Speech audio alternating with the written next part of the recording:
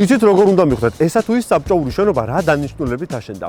სწორი პასუხია მის მოზაიკას უნდა დააკვირდეთ. მოზაიკური ხელოვნების ბუმი საბჭოთა პერიოდში 1960-იანი წლებიდან იწყება, როდესაც ცივი ომი ახალ ეტაპზე გადადის და პროპაგანდა უფრო დიდ მასშტაბებს იძენს.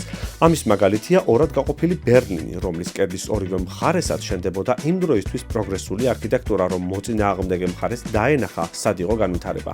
მოზაიკებიც ამ იდეის მხატვრულ გაგრძელებად შეგვიძლია მივიჩნიოთ, თუმცა ნაკლებად აგრესიულ და ნაკლებად პოლიტიკურ მიმართულებებად.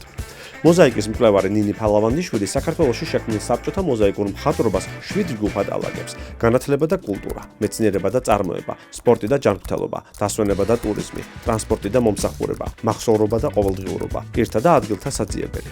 ასე მაგალითად, ორთაჭალის სახანძრო სამაშველო შენობის ფასადზე გამოსახულია მეხანძრე, რომელიც იცავს თბილისს, ხოლო დიდუბის მძლეოსნობის სასახლის ფასადზე ვხედავთ ჩირაღნიან ათლეტს. მოზაიკით გამშვენებული ფასადები ყველაზე მეტად იყრის თავს საბჭოთა პერიოდში გაშენებულ უბნებში, მაგალითად საბურთალოზე. მათი თემატიკა აქ ყველაზე მრავალფეროვანია. მეტროსადგურის გაფორმებას სახანძრო სამაშველო სიუჟეტი ცვლის. პროფკავშირების კულტურის სახლს დიდი ზომის პანორამული სურათი ამშვენებს აბსტრაქტული კომპოზიციით, ხოლო თბილისის სატყეო მეურნეობის სამინისტროს ყოფილ ლაბორატორიას ქართული ზღაპრის გმირებით შთაგონებული ფასადი. მოზაიკური ხელოვნების სწორედ ასეთი სიუხვე კი გახდა შთაგონება დეველოპერული კომპანია ბიოგრაფი ლივინგისთვის, რომ თავისი პროექტისთვის დაერქმია მოზაიკა.